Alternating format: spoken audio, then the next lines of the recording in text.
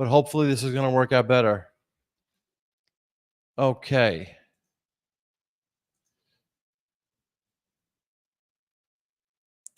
YouTube, we're back, and I apologize for the technical difficulties. We have some slow internet problems today, so I do apologize. It's part of the renovation of the office. You can hear me okay? Yes, I'm getting a thumbs up.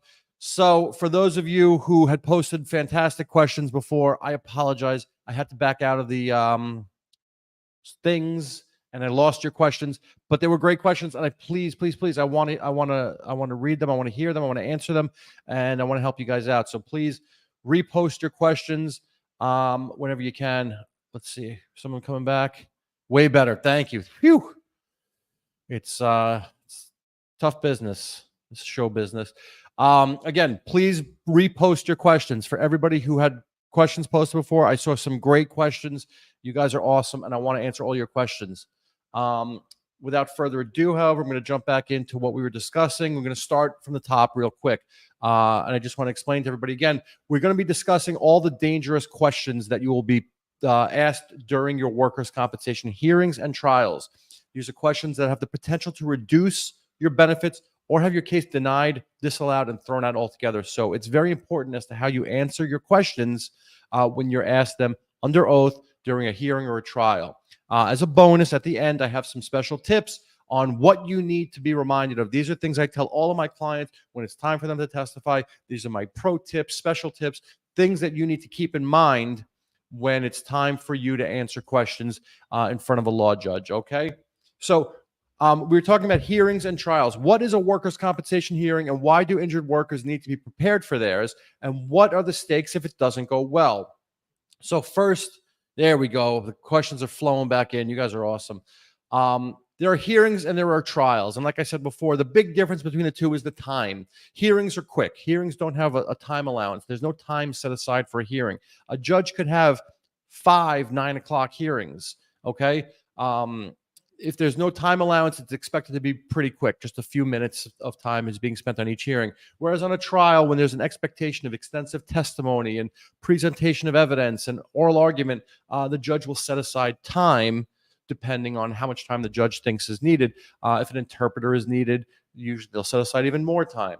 So that's the real big difference between a hearing and a trial. Okay. Both of them are appearances for the parties. They're in-court appearances for all parties to show up, make their argument, discuss the issue, and let a judge make a decision. They're formal legal proceedings where the judge will resolve the disputes that arise at any point in time during a claim. Not every case in New York State will have a hearing. Most will, but not everyone does. And the board has been trying to operate a little more efficiently, like I was saying earlier, and save money when they can. We can't blame them for it.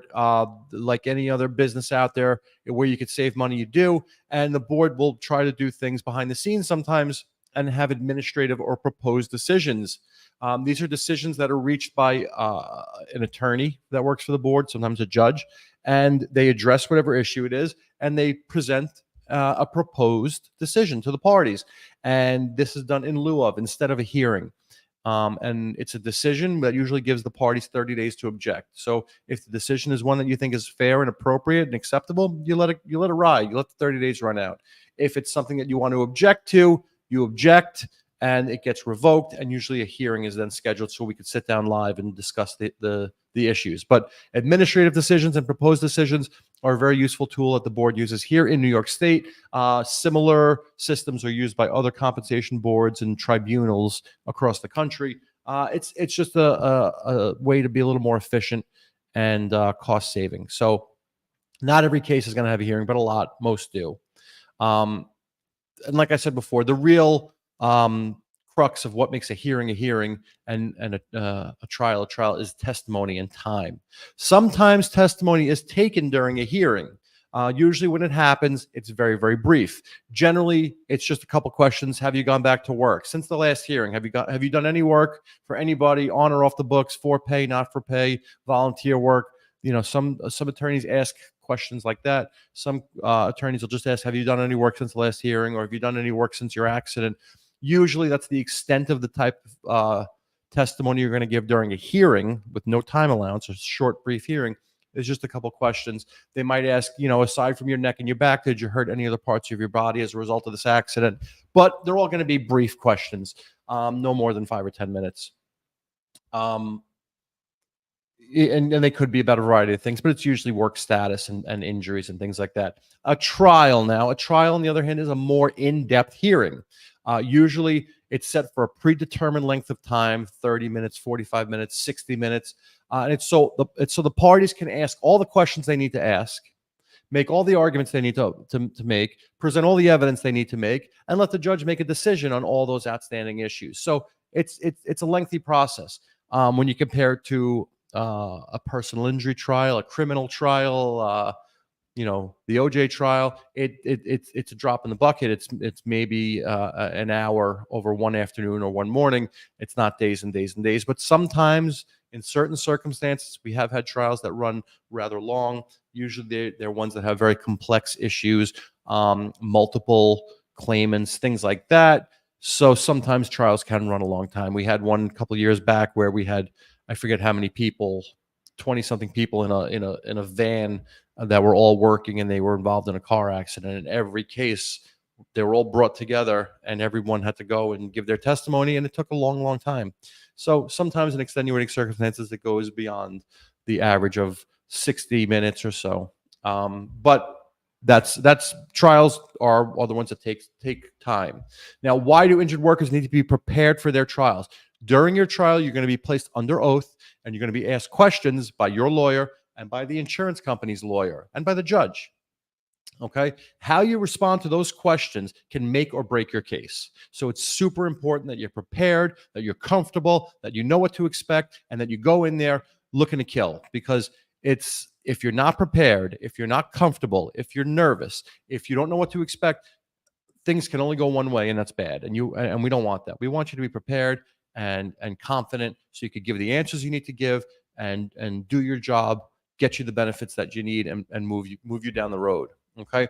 Some examples of situations that typically include that require testimony at trial. It could be the validity of your case. Did you get hurt at work? It could be the most basic questions about your case. How did you get hurt? We call these ANCR trials, accident, notice, and causal relationship trials. These are the trials where you're proving the basic elements of your claim. Who did you work for? What were you doing? How did you get hurt? What parts of your body did you hurt? Who did you give notice to? So these are the basic trials where we outline the facts surrounding your claim and your case. Okay.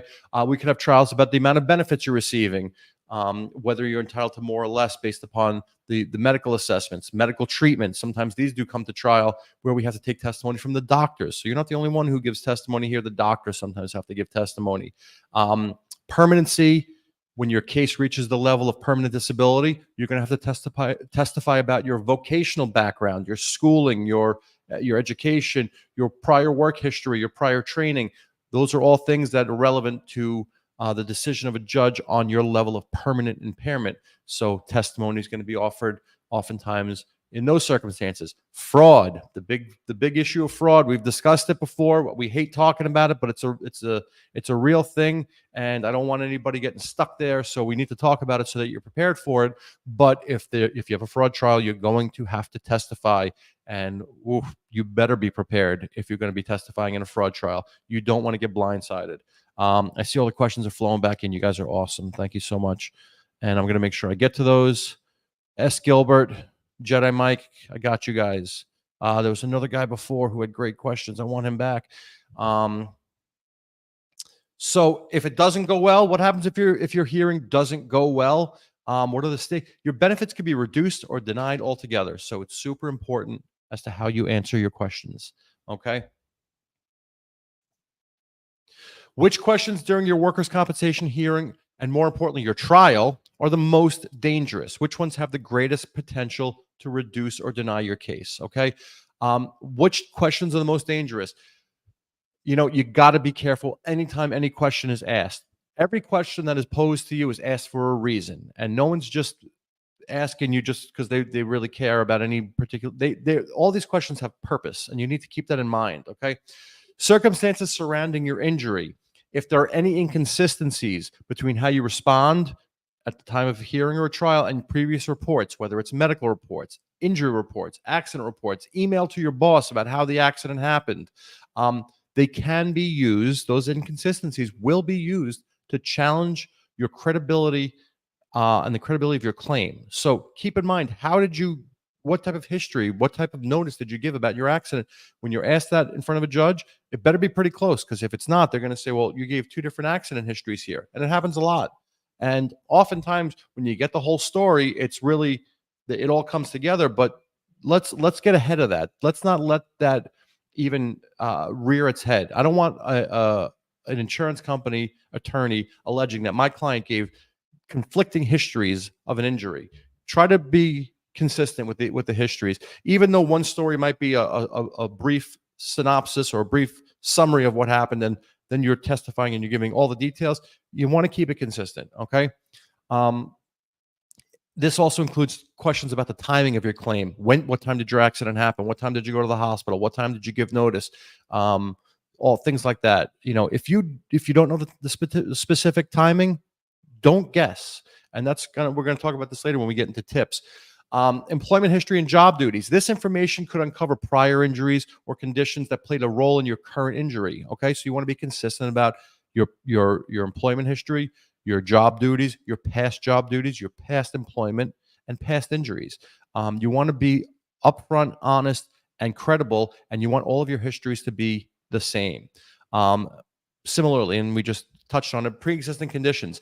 An insurance company might use this information to claim that your current injury is just an exacerbation of an old injury.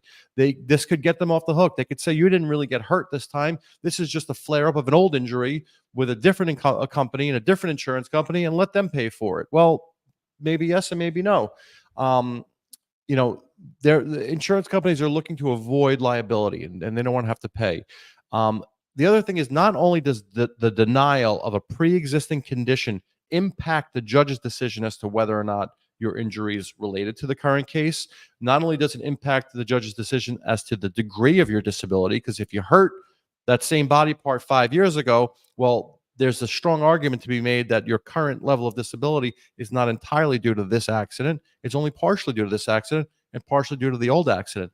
But the other aspect that you really need to remain conscious of, it also calls your credibility into question. If you deny that you hurt your shoulder 3 years ago and it turns out that you did and you had surgery and you act like nothing ever happened, your credibility just got blown up and you're going to look terrible in front of a judge. Now you look like a big liar, and we don't ever want you to look like a big liar. So you need to be consistent, you need to be upfront and honest, and you need to get out in front of your questions. Other things like following your doctor's medical instructions. If you find that you're not following, if they find you're not following your doctor's medical advice, that you're missing appointments, you're missing treatment, they're going to use it to argue that you're not serious about your recovery, you're not serious about your claim. They're going to use it to make you look bad.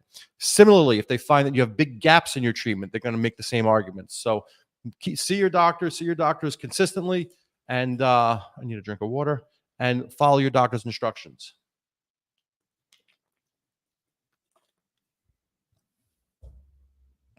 Other things, activities outside of work.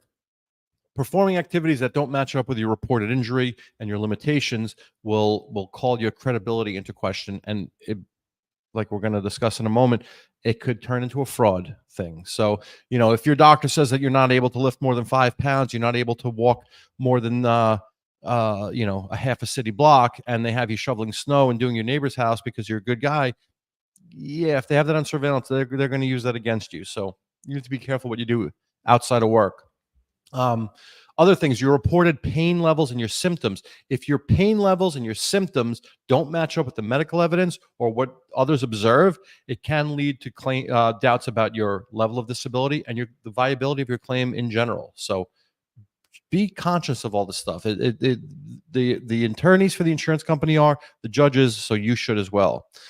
If you claim that to have significant limitations, but you're seen doing things that contradict those claims, it'll hurt the credibility of your case.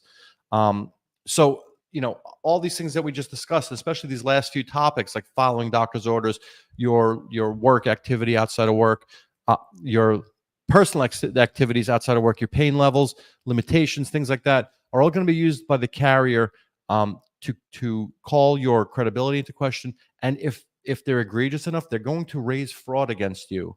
And raising fraud, it puts a black mark on your case once it's raised, and it's hard to get away from that, even if you didn't do anything wrong. So you really need to be very, very careful. Let's take a look at some questions we got coming in here. All right. I don't know why, but sometimes the questions kind of come in a little choppy. Child of God. I'm not getting 2/3 of my salary. Was told it's because I've been employed for only 6 months. You are entitled to full, well, two-thirds of the year salary is the statutory maximum total rate of compensation. So you might be getting less than 2/3. If your salary was so high that you have exceeded the statutory maximum, where you don't get 2/3. B, if your level of disability is less than total. But I don't know that you can have your disability cut for only being employed 6 months. That's a new one. Maybe are you in New York State? You might be outside of New York State. Oh, forgot the IME. Doctor said I'm 100% temporarily disabled, the same as what your doctor said. Child of God, if you are a child of God in New York State, then you should be getting 2/3 unless you exceed the statutory maximum. If you have questions about that, please call me. I'd love to go over that with you because something's missing. Give me a call, 212-406-8989. But very, very interesting. Jedi Mike. Hey, Rex, when you reach MMI settlement time, does the total amount of your weekly payments get deducted from your settlement? It depends on if we're talking about schedule cases or non-schedule cases. If we're talking about a shoulder, a leg, a foot, a hand, a schedule loss of use case, then yes, the insurance company, generally speaking, does get to take credit for your prior payments. So if your torn meniscus with surgery is a 25% loss of use of the knee, and the total value is $80,000, and you've been paid $30,000 in cumulative lost time benefits while your case was pending, then you're going to get 50 at the end. So yes. But if it's a non-scheduled case, if it's a head, neck, and back case, and you're classified with a LWEC, a loss of wage earning capacity, they do not take credit for your prior payments in those circumstances. And if that case results in a Section 32 settlement, if you're getting $300 a week for 300 weeks, and we turn around and settle your case for $80,000, I'm just making up numbers here, $80,000, they're not going to take credit for your prior payments. That's all fresh, clean, new money. So, very good question to a Jedi. You asked a good one, and I certainly appreciate it. Let's give you a nice gold star for that one. I love my gold star. Let's see here. PM Galleria, I see you're asking a question. It just got split up here. Proof of labor market attachment when I am still employed. Not all completely MMI, multiple schedule, non-schedule injuries, body parts accepted by the judge. He said no further action. No further action that's a Governor Pataki era phrase that burst onto the scene in the mid 90s with hits such as no further action and we will make you think your case is closed when it's really not. No further action is a term used by judges just to put an end to a hearing sometimes. And it doesn't mean your case is closed. It doesn't mean that there's nothing else that's going to happen. So just because your case is marked NFA, we call it, doesn't mean it's closed. If you have multiple injuries, multiple established sites of injury, schedulable and non-schedulable body parts, the important thing that we need to now examine is your lost time. Are you going to be out of work long term? Do you think you might be trying to go back to work? You really need to have a discussion with your attorney about the extent of your injuries, what future treatment is being recommended. We need to kind of have a sit down to just figure out a plan, figure out what to expect and which way to go with your case. So I hope you do have an attorney, because you're at a point where you really should have an attorney where you could sit down and figure out which is the correct way to go here. Here I see you're posted up again. 2 separate injuries, dates, 2 same body parts, same employer, same insurer. Second claim more severe. Looks like they are combining. Is that allowed? Is that just tough luck for me? So you have 2 separate injuries that happen on the same day, same everything, but you had 2. It happens, and sometimes they do combine them just for ease. It doesn't necessarily mean that they're getting away with something here. But again, it's based upon the stage that you're at now. Possibly at MMI, possibly not. Multiple schedulable, non-schedulable body parts. You really need to have a discussion with your lawyer. If you don't have one, you want to give me a call, 212-406-8989. My audio is fixed. I made it back on, Suzuki. Thank you. If you had a question before, Suzuki, and you want to repost it, please do. There was other awesome questions here, and I feel like I lost people in the transition. Child of God, can I change a workers' compensation lawyer? Yes, you are free to change lawyers. I don't recommend. Some people think it's the lawyer's fault, and I need to change the lawyer. Sometimes you just need to have a sit down with your lawyer. There's a lot of great lawyers out there. Have a chat with your lawyer, go through things, talk to them, get the answers you're looking for, get an understanding, and get some comfort with your case. Just because things aren't going the way you want them to go doesn't mean they're going wrong or that something bad was done. There's two sides to every argument.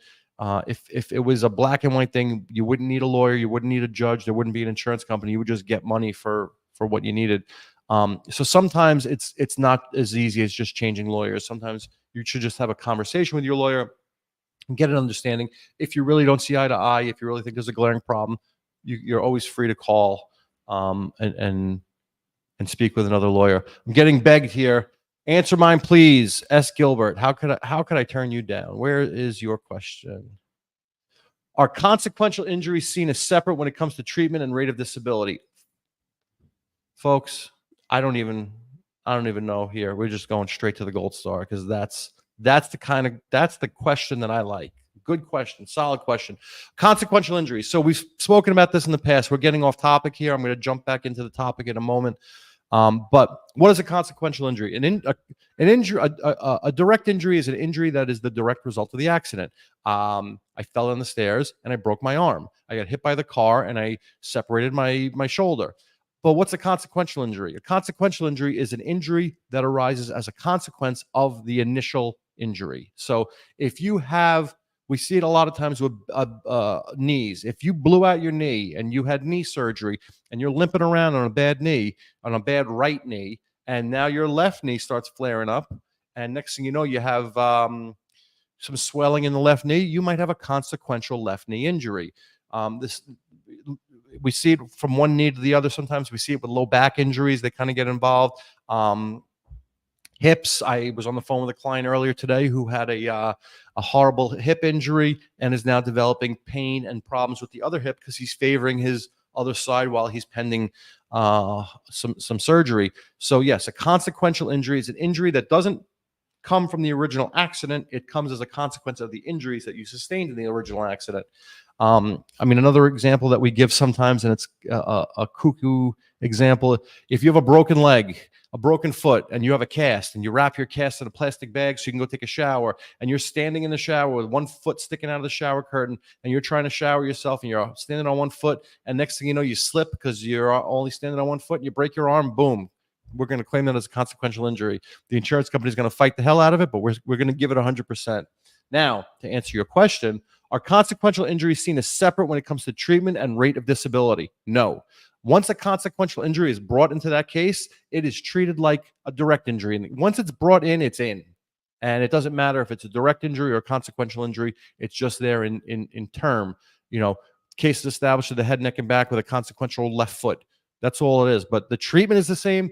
The disability benefits, the compensation benefits are the same. Everything is treated the same. So once it's in, it's in. But it's a fantastic question, and you are welcome. That was an awesome question. Thank you for asking it. And I got to start printing out these gold stars and mailing them off to your houses because I don't know why you would want one of my gold stars on your refrigerator. I guess I'm whatever. Let's move on here to the next slide. What best practices should you follow when answering questions at your workers' compensation hearing or trial? Number one, huge. Never, never, never lie. Never lie at your hearing.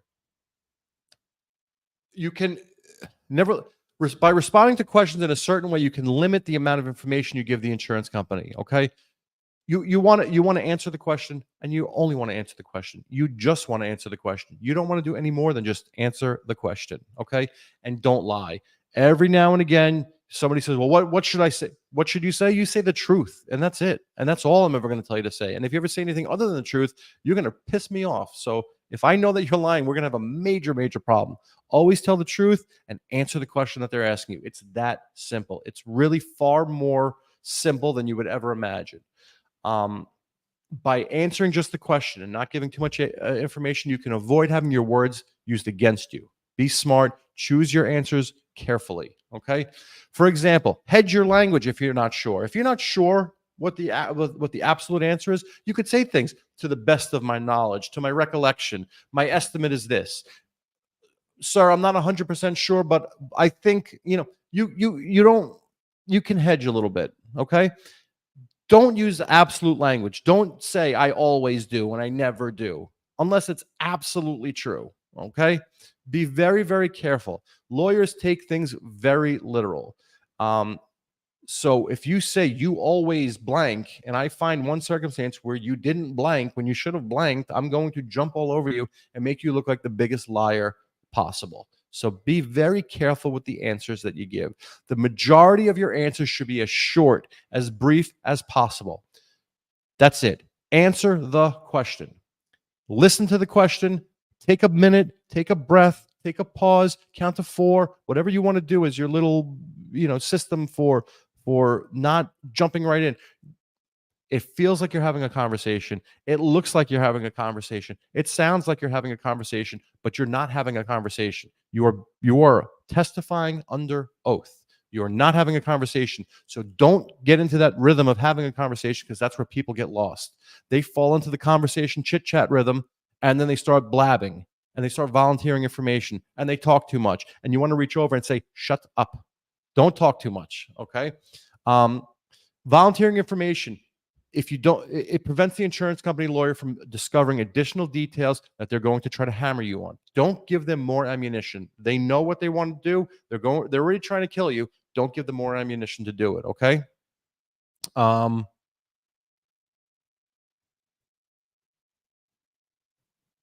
Don't try to guess. And again, this goes back to what I just said about getting in that cadence, that rhythm of conversation. Don't try to guess where the line of questioning is going. People, and we see it a lot, you want to show that you're not an idiot and you're not going to be spoken down to, and you try to get ahead of the attorney asking you the questions, and you answer. Don't answer before they ask. It's okay if you look like you're not the smartest person in the room. We're not here to. You're testifying under oath. It's a whole different game. It's something that you're not accustomed to. So stop, listen, take a pause, think, and then answer just the question that they asked you. You don't have to give any more than that. If we want more information, trust me, we're going to ask you for it. Okay? We're going to take it in baby steps. So don't try to guess where the line of questioning is going, because you will invariably end up giving them more information than you need to, than you meant to, and they're going to just have all new questions, and they're going to look to catch you in some inconsistency or some lie.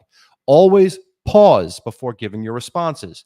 Choose your language carefully before speaking, and remember, everything that you say is getting written down. Okay? Go slow. Remember that lawyers will take everything you say as literally as possible. So don't say you can't do something unless you literally are incapable of doing it. If they catch you otherwise, they're going to use it against you. If you don't understand a question, you can ask for clarification. Responding to a question that you don't entirely understand can result in you sharing more information than you intended to do so, okay?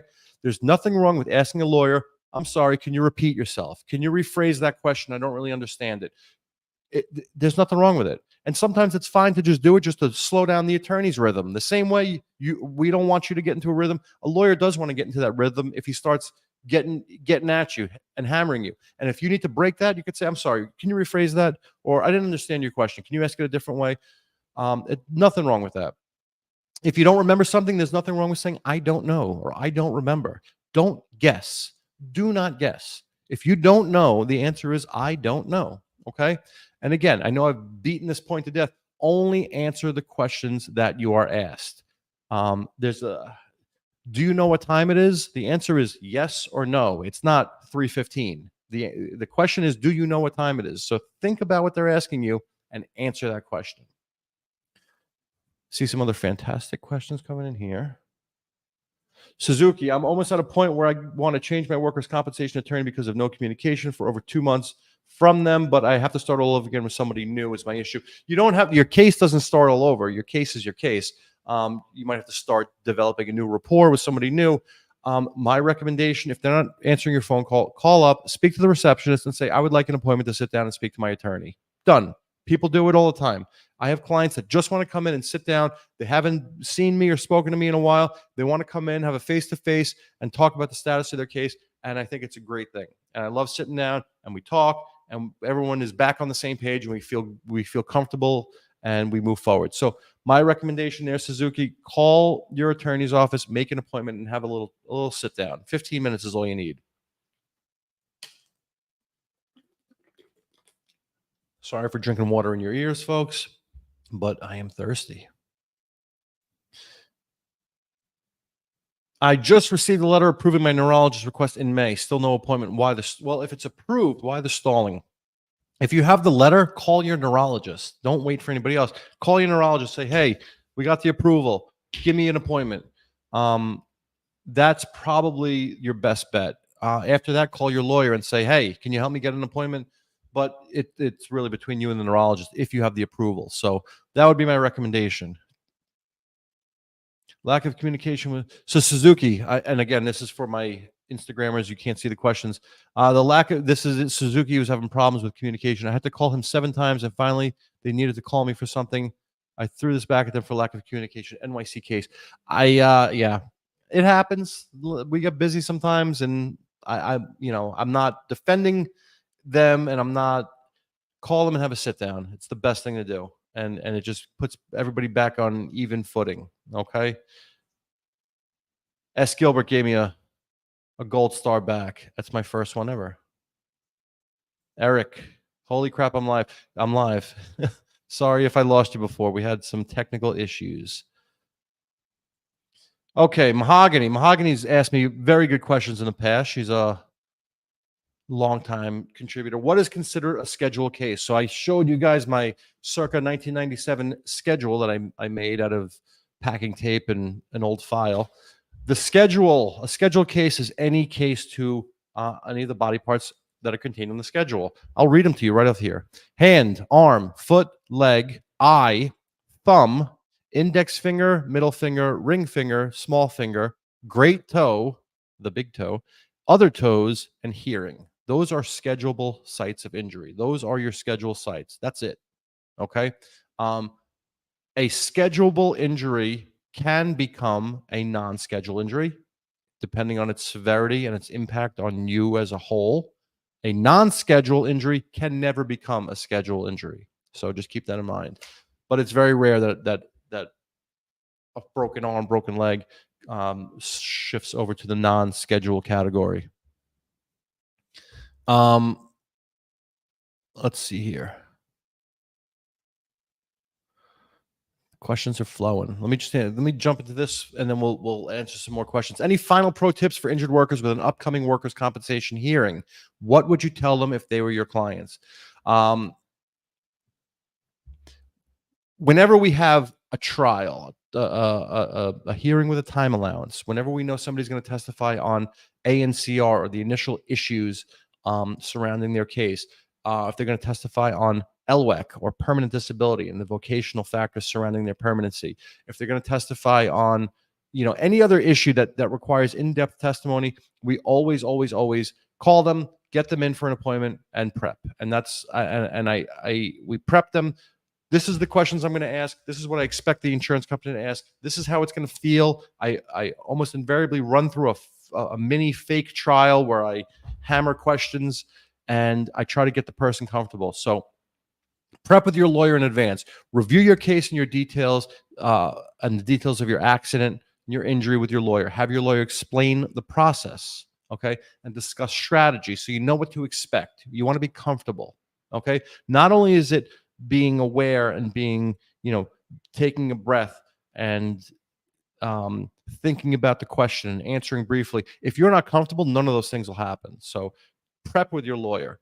Okay, make sure you're honest with your attorney up front so they don't get blindsided during the hearing also. So it does happen from time to time that the insurance company breaks out the smoking gun piece of paper, the letter, something. If you know it's there, talk to your lawyer. Practice answering your questions with your lawyer so you feel comfortable and you know what they're going to say, you know how they're going to say it, you know what you're going to answer, and you can expect what the insurance company is going to answer. Also, and this one's huge, and I tell clients this all the time, if you're going to vent, if you're pissed, and you want to vent and yell and scream, do it here in my office. Just make sure I know you're venting and you're not going to kill me. Clients all the time will get agitated and get riled up, and they say, "Ah," and they start yelling and screaming. And I tell them, if you're just blowing off steam, you could yell and scream all you want. Go for it. I'd rather you do it here than you do it in front of a judge.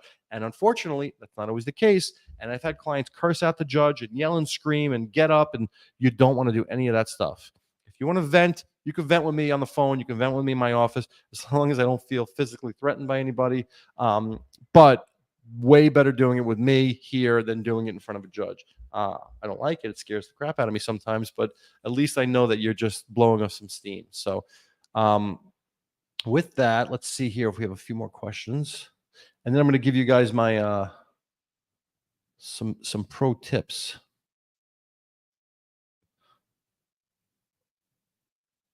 So how often are cases scheduled at mediation? Mediation is New York workers' comp doesn't really use mediation outside of local 3 electricians. They have a mediation forum. So I'm assuming that this is not a New York State case, but usually in New York, a case can be settled at any point during the process.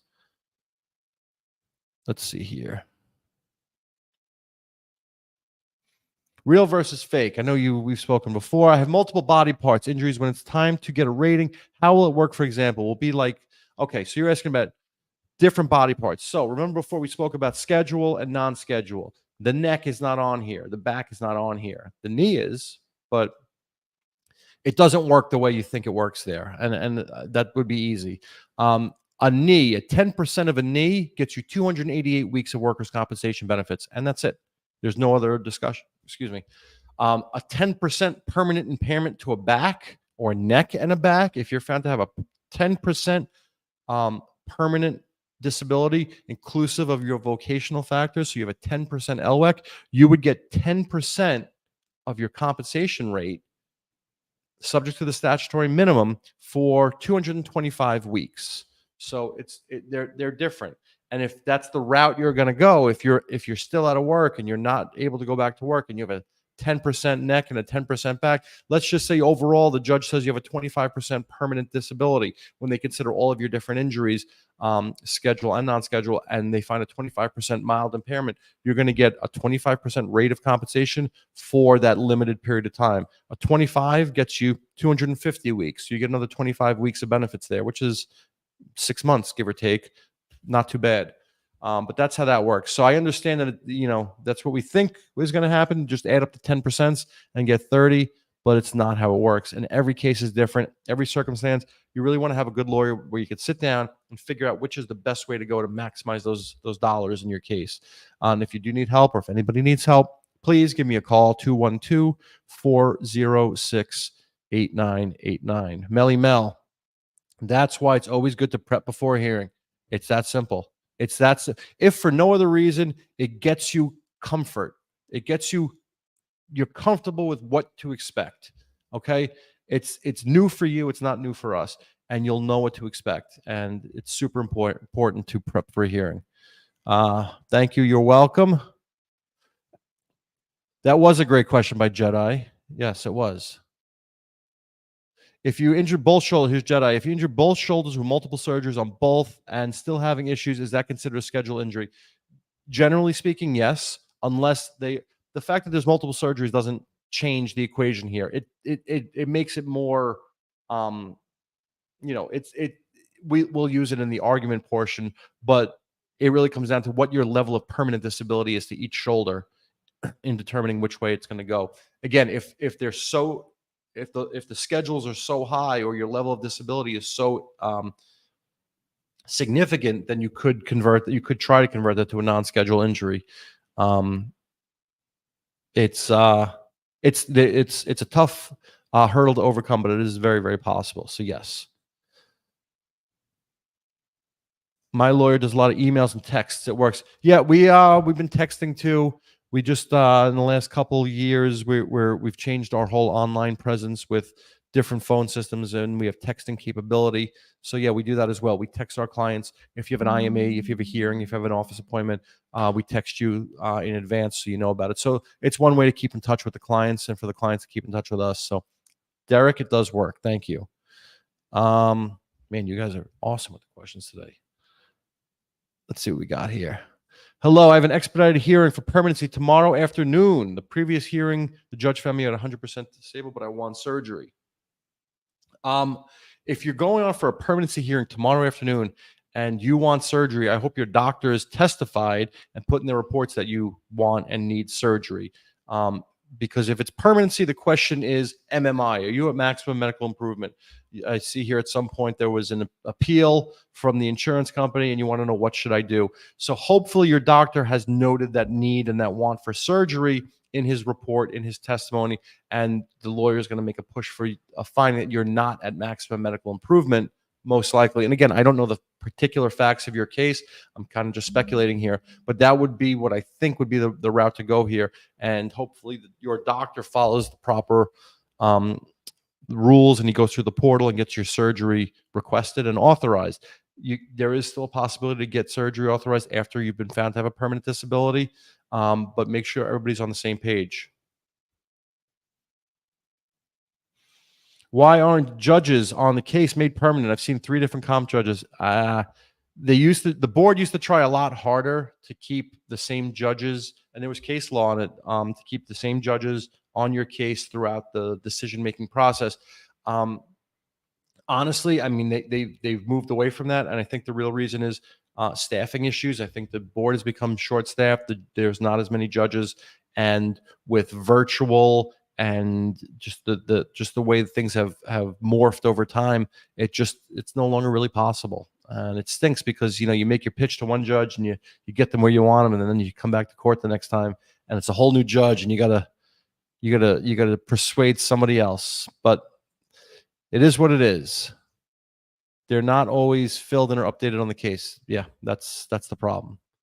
And even when you're not filled in on the case, we want them filled in and liking what we're laying down. Melly Mel, my IME doctor said everything happened for my accident, so this is a good look for my case in front of the judge. If the IME doctor is saying all of your disabilities are related to your accident, then that would be fantastic. So I think you're in good shape. My attorney says it's not about being emotional. I don't disagree with that statement. The reason why, listen, we're talking workers' compensation here. We're not splitting the atom. We're not rewriting the Constitution. It's workers' compensation. This is blue collar, getting dirty area of law. And I'm a fairly smart guy, but I'm not a genius, and none of us are.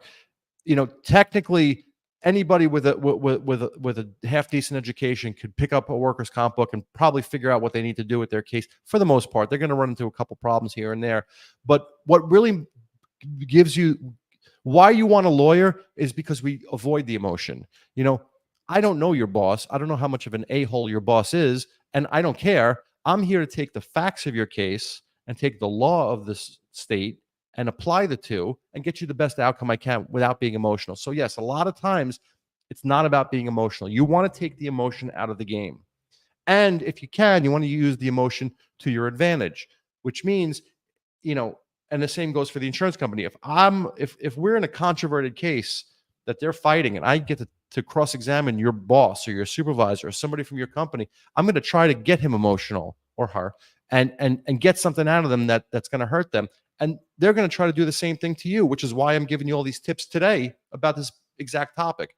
I don't want you to get emotional. When the insurance company asks you, well, isn't it true you were late 4 out of 5 days the week before the accident and you got written up? They're trying to get you riled up and get you emotional. Well, that's BS. And no. You're not going to answer the question that way. You're going to say yes or no. And that's it.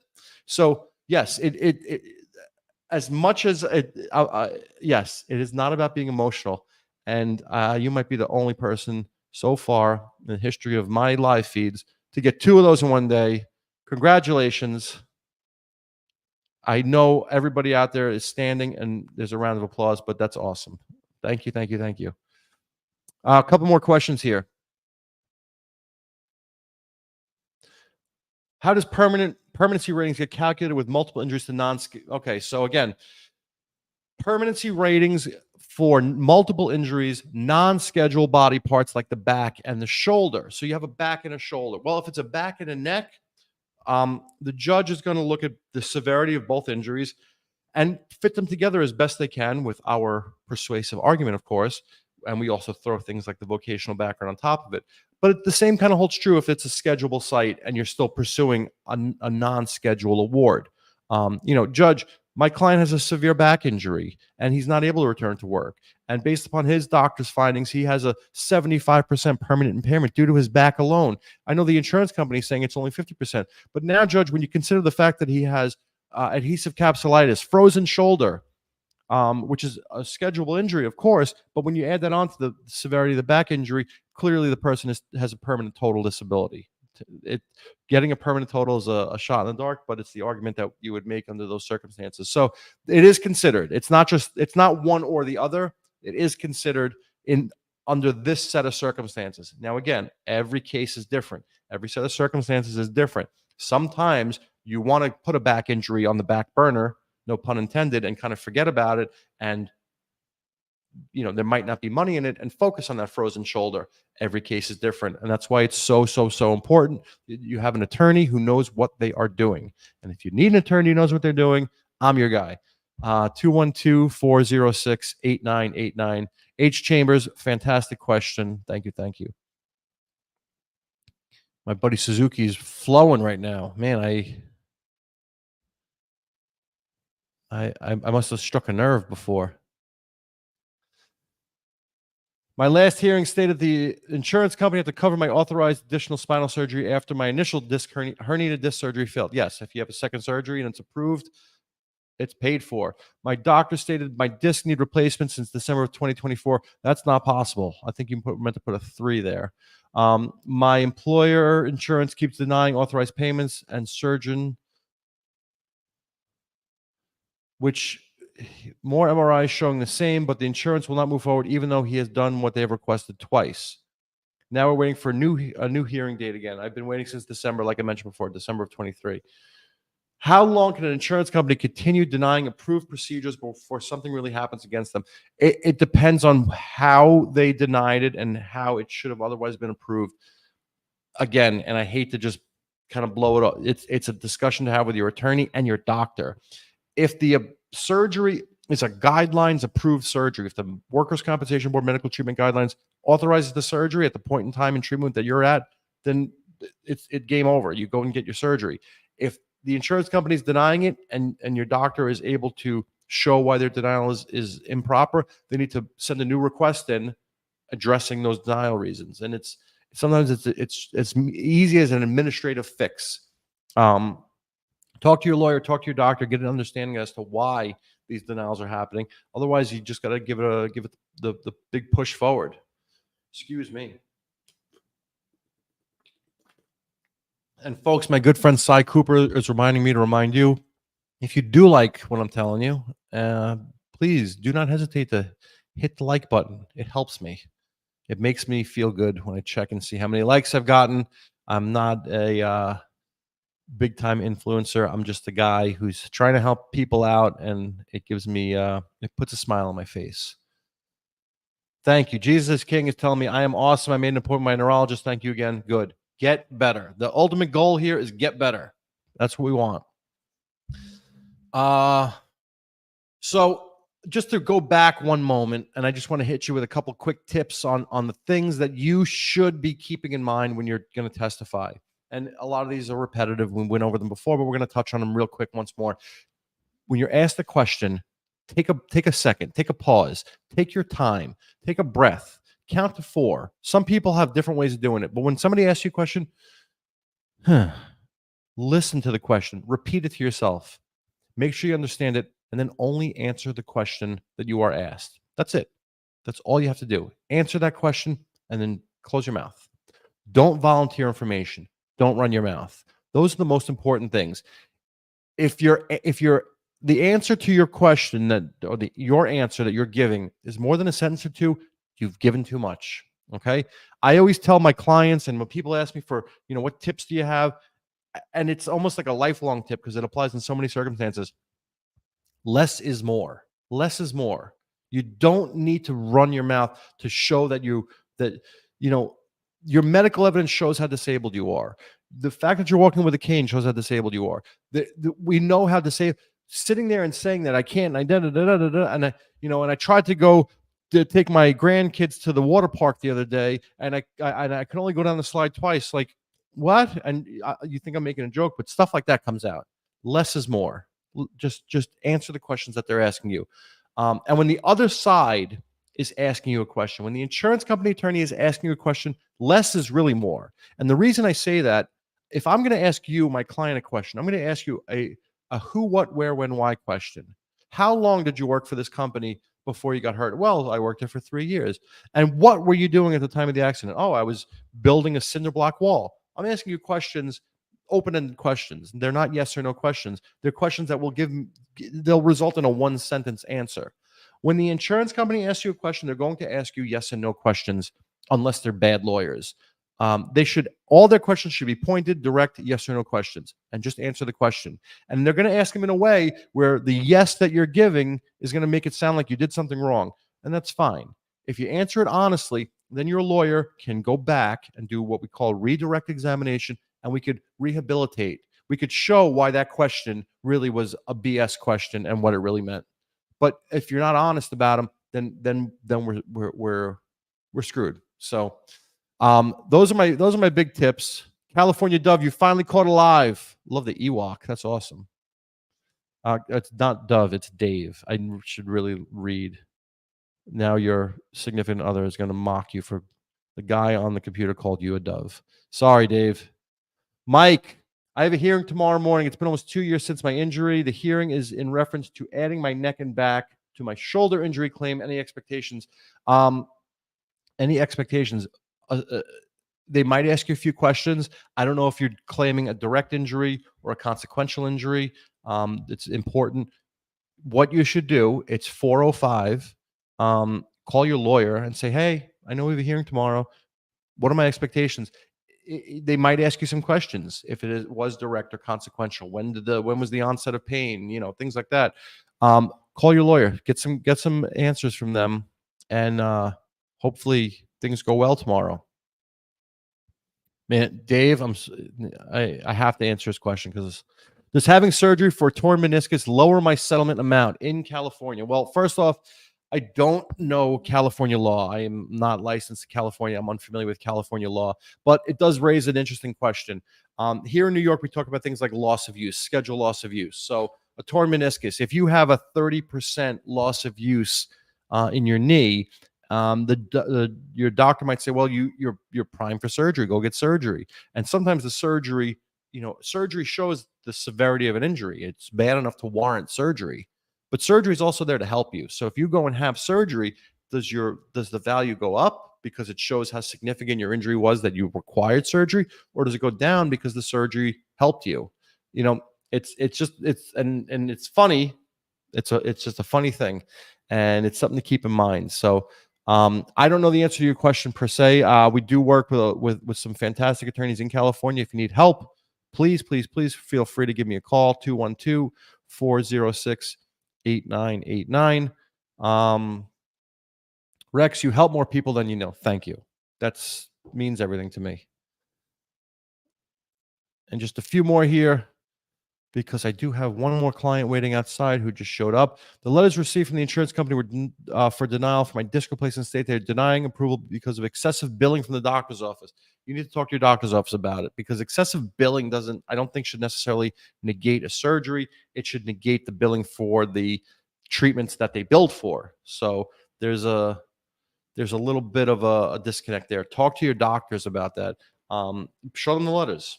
Bring the letter to the doctor. They should have it, but show it to them. Good afternoon. Love your content. You help me a lot. I would love to get you as my lawyer. Unfortunately, I meet you after I pick the lawyer for my claim. I'm sure you have a fantastic lawyer, and things are going to work out. Okay. I wish you good luck. I know you're in New York, but I still watch a lot of your videos. Thanks. Dave, I'm sorry about the dove comment. I love you.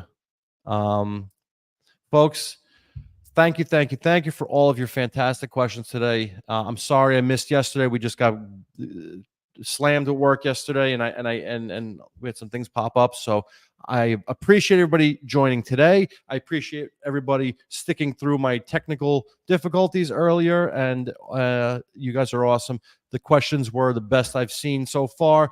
I can't thank you guys enough for making you're making this great for me, and I love the fact that people are getting the help that they need, and I'm loving the fact that I'm giving you that help. It makes me feel good. So if anybody ever has any questions, please feel free to give me a call, 212-406-8989.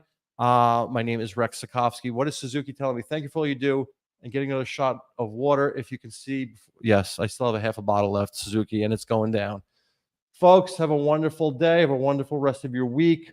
And again, if there's any questions, always feel free to give me a call, and I'll be back here hopefully next week. I will post the time. It'll be on the feed. I'll tell you what time I'm going to be up here. All right. Have a wonderful day, everybody. Thanks.